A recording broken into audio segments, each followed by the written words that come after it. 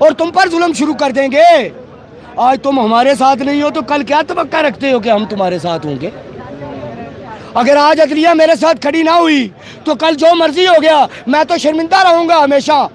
जो मैं chief justice का मैंने साथ दिया था, इफ्तिखार चौधरी का जो मैंने साथ दिया था, आज मेरे लिए खड़े हो। कसम पैदा करने वाले की इमरान खान को छोड़कर तुम्हारे साथ आएंगे। क्यों? मेरा ये ऐलान है, जब इंसाफ कायम होगा तभी मुल्क ठीक रास्ते पर चलेगा। और आज जो तरीक़ेकार बन चुका है, तुम हमारे साथ होगे यानी अवाम के साथ, तो इंसाफ कायम करो, इंसाफ कायम करो, इंसाफ कायम करो। बार बार तुमसे दरखास्त कर रहा हूं, इंसाफ कायम करो। एक वक्त था चीफ जस्टिस इफ्तिखार चौधरी से पहले मेरी अदलिया ऐसी नहीं थी, पहले नहीं थी ऐसी। एक बार मैं घर जा रहा था, मुझे ऐसे ही पुलिस वालों ने उठा लिया। मेरे पास पैसे थे, 25,000 रुपया था। वो छीनने के लिए मुझे गालियां दी, मैंने जवाब में गालियां दी। पहले मुझे मारा पीटा, फिर वारागर्दी का केस डाल के अदालत ले गए। मैं खड़ा हो गया अदालत में बगैर वकील से। अच्छा। मैंने उनसे कहा, इनको बोले कैसे इन्होंने मेरे ऊपर वारागर्दी डाली। मैं लाहौर से आ रहा हूँ, मैं फला जगह जा रहा हूँ, जिसके पास काम करता था उसका फोन नंबर इनको दिया है मैंने। ये इन्होंने मेरी जेब से 25,000 रुपया निकाला, उसको हथियाना चाहते थे। यकीन करो पुलिस वालों को वहां मिन्नतें करके जान छुड़ाना पड़ी। वो अदलिया थी मेरी, ये अदलिया मेरी नहीं है। आज मुझे पुलिस वाले कहते हैं जहां मर्जी चले जाओ, जो मर्जी कर लो, होगा वही जो हम चाहेंगे। मेरी अदलिया ऐसी नहीं थी, पुलिस वालों की टांगें कांप जाया करती थी अदलिया का नाम जब आता था जुबान पर। मैं इसलिए बोलता हूं, मैं इसलिए बोलता हूं, आज अदलिया कहेगी ये मेरे खिलाफ बोलता है। कल तुम्हारे नाम से काम जाया करते थे ये। मुझे अफसोस है मैंने चीफ जस्टिस इफ्तिखार चौधरी की तारीख में क्यों हिस्सा लिया।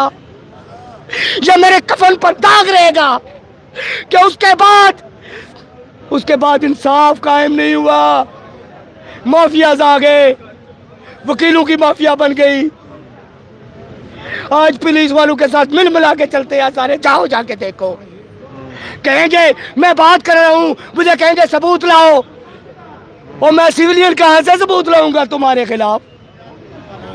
और जिन्होंने सबूत लाने हैं वो तुम लोगों से मिल मिला के चल रहे हैं, तो मैं कहां से सबूत लाऊंगा?